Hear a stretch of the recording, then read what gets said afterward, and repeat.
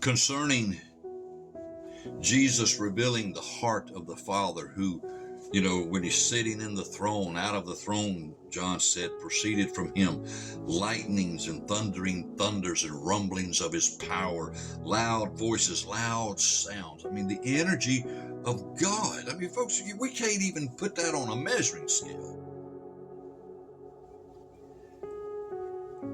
But how do I get to know him that has all that loud sounding energy and power flowing from him? The Bible says he sent his son, and they that sat in darkness saw great light. You want to know the Father? Look at Jesus.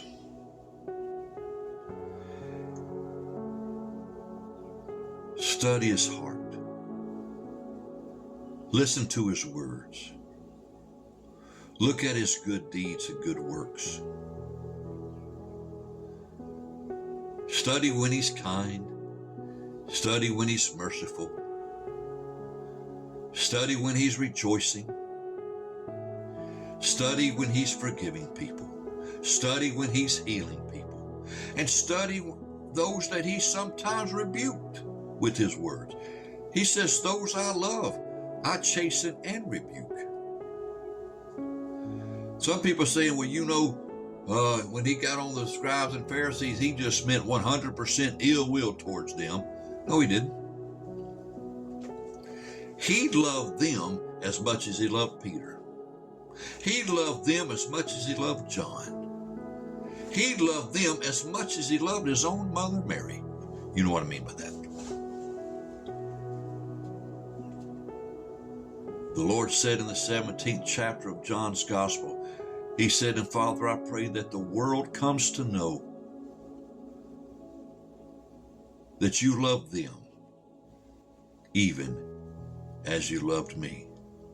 And Romans reveals to us in the 5th chapter that the love of God is so great that Jesus died for the ungodly and died for those that crucified him and died for his enemies, desiring upon them peace and goodwill from God the Father. Because that's the kind of love God is.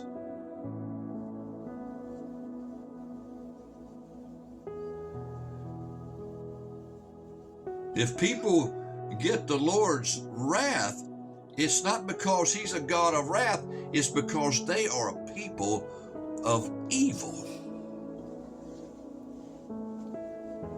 And we talked about how, we think little sins, the rolling of an eye at somebody trying to be sarcastic to them is a little thing to God the Father. No, it is a quadruple, triple X horror flick to him, to the measure of his love. When the world wanted to cast off sinners, Jesus gave them a hug. When the world despised the leprous, Jesus embraced them and healed them. Demon possessed, he had mercy upon them. And the disciples were in awe about Jesus.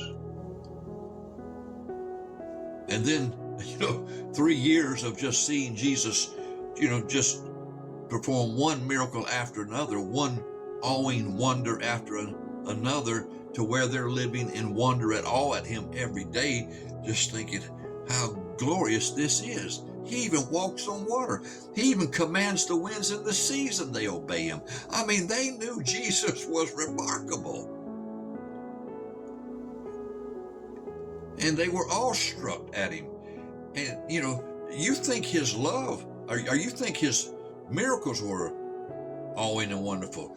Man, when they really began to taste his love, the genuineness of his sincerity, there was nothing in Jesus he was ever phony about, like you and I are sometimes. Everything was 100% pure, genuine, sincere, and true of his love.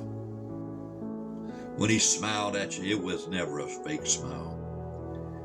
When he encouraged you, he meant goodwill to you, to lift your spirit. When he raised somebody from the dead, he brought the boy to his mother because he wanted to unbreak her heart.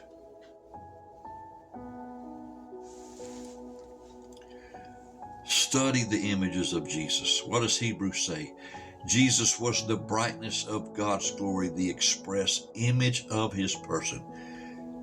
I mean, how would God be if he was a man? Well, it's perfectly revealed in Jesus because he was Emmanuel, which means God with us. He's not going to become a totally different God in heaven that the disciples can't recognize. You know, when Peter, James, and John and all them, it gave them time to be martyred and go into glory. When they got into heaven, and the Jesus they knew that still had the holes in his hands and the holes in his feet and the holes in his side, they recognized him. Now, he was a little more, how would I say it, Lord, glistened up in his heavenly glory, but they recognized him. And he hugged them and said, "Welcome home, Peter. Welcome home, Paul. Welcome home, John. Welcome home, Matthew. Welcome home, Philip and the rest. I have much to show you. For now, you have entered the joy of the Lord." Everything I taught you. And you remember I told you I've come to heaven to prepare a place for you? Come on. Let's take a walk, guys. I want you to see it. And they knew it was Jesus, and they recognized his personality. He was the brightness of God's glory and express image of his heart and person on earth. And that's the same way Jesus is in heaven, that we can fellowship with God on a man level, yet spirit and spirit.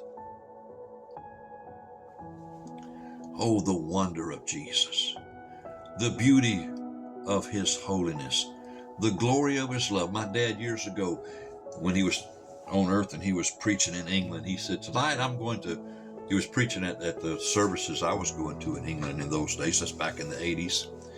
He said, tonight I'm going to talk about the glory of God. He said, I'm not going to talk about the Shekinah glory of God that filled the temple on the day of its dedication before Solomon and Israel, where the priest and those, as the glory filled the temple, they could not stand up under its weighty glory. They fell prostrate to the ground. He said, although that's glorious and we could talk about that, that's not what I'm here to talk about. He said, tonight I'm going to talk about the glory of his love. And do you know, it's when we see the glory of his love, we get to know him, the real him. God is love. And the Bible says if we say we know him but hate our brother or sister or wish ill will on them, we don't know him.